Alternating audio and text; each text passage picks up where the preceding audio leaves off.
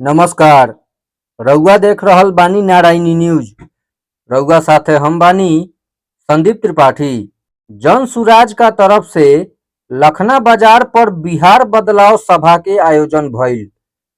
Party के भावी प्रत्याशी पूर्व वायु सैनिक सह सहायक प्रोफेसर राजीव रंजन सभा के संबोधित करत कहलन कि व्यवस्था में बदलाव से जनता के जीवन में सुधार होई। बिहार में 2 दल के कब्जा रहल बा, अब विकल्प का रूप में जन सुराज सामने बा।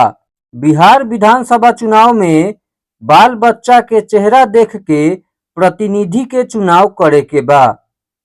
उ कहले कि साहेबगंज विधानसभा क्षेत्र में भ्रष्टाचार आ बेरोजगारी चरम पर बा, इहाँ बदलाव भेल जरूरी बा। सभा के अध्यक्षता शत्रुघ्न तिवारी आ संचालन राजकुमार ठाकुर कैलन। बात करेंगे तो सबसे बड़ी समस्या है वो भ्रष्टाचार की। सड़कें बने या आप किसी ऑफिस में काम कराने जाइए, आप पंचायत में जाइए, ब्लॉक में जाइए, थाना में जाइए, आपको हर कदम पे भ्रष्टाचार का सामना करना पड़ेगा। अपने खून पसीने से जो 2 रुपए आप कमा रहे हैं वो आपके पॉकेट से खींचा जाएगा। खींचा जा रहा है कि नहीं? ये सबसे बड़ी समस्या है। और मैं जहां तक समझता हूँ कि बिहार की सारी समस्याओं के जड़ में भ्रष्टाचार है। अगर आपने उस पर नियंत्रण कर लिया तो बहुत सारी समस्याएं स्वतः समाप्त हो जाएंगी।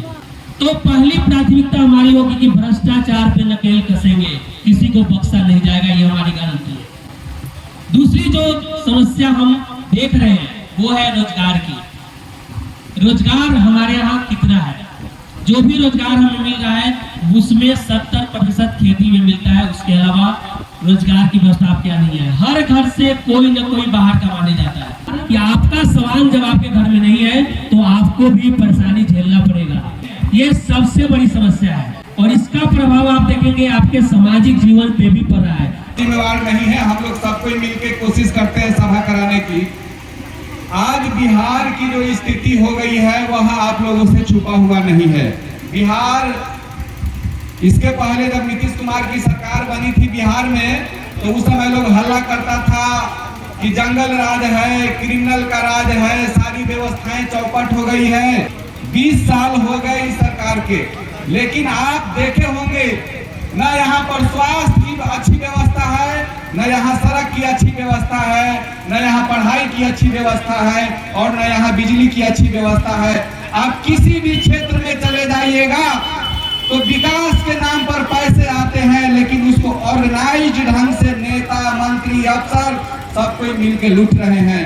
प्रशांत किशोर जी का नाम जब उभर कर सामने आया तो बिहार के बुद्धिजीवियों ने सोचा कि देश के तकरीबन 10 राज्यों में प्रशांत किशोर जी के सहयोग से सरकार चल रही है और उस परिस्थिति में बिहार गरीबी का दंश झेल रहा है। और जब हम विकास दर को नीचे से देखते हैं तो निचले पौधान से बिहार तीसरा चौथा पर आता है। विकास के संदर्भ में जब बात होती है तो सरकारी दल के लोग कहते हैं कि भाई साहब आपको दिखता नहीं है, ये रोड बन गया, बिजली चल रही है। आप जिसको विकास मानते हैं वो दरअसल विकास नहीं है। सड़क बनाना सरकार का नैतिक दायित्व है। सरकार अपने जेब के पैसे से आपकी सड़क नहीं बनाती है। पता है, आप एयरटेल के मोबाइल से एक मतलब सिम को रिचार्ज करते हैं तो तकरीबन 199 रुपया के रिचार्ज पर आपको लगभग 2 रुपया कुछ पैसा जीएसटी या टैक्स के रूप में सरकार को देना पड़ता है। वो सारे राशि को जमा करने के बाद उसी पैसे से, वही टैक्स की राशि से आपका विकास का काम किया जाता है। याद आ गया है कि मेरे यहाँ एक जादव जी थे सैनिक में, तो उनको गांव को लोग ने चाहा कि भाई आप मुखिया का चुनाव लड़िए। तो कहे कि मैं देश की सेवा कर रहा हूँ, मुखिया का चुनाव नहीं लड़ेंगे। नहीं लड़िए। तो इसी कड़ी में इन्होंने इनके कहीं ना कहीं अपने समाज के प्रति, विधानसभा क्षेत्र के प्रति आशा और विश्वास को लेकर एक नया किरण के रूप में ये आए हैं ताकि आप लोगों को भला भी हो सके। 15 साल 20 साल की सुशासन सरकार है, बहुत अच्छी सरकार है, मैं सम्मान करता हूँ। 15 साल में तो 400 के हमारे काका के रुपया मिलत रहे, आज 1100 हो गए। तो 1100 रुपया नीतीश सरकार नहीं दिया है, वो प्रशांत किशोर ने दिलवाया। बिहार का जय हो, बिहार का विकास हो, लेकिन कैसे हो इसके लिए आप ही लोग को सोचना पड़ेगा, क्योंकि वोट आप लोग देते हैं, विधायक एमपी आप लोग बनाते हैं।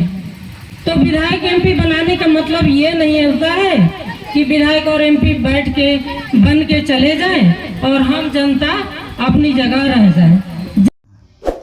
रउआ सभे नारायणी न्यूज़ के लाइक करी, सब्सक्राइब करी।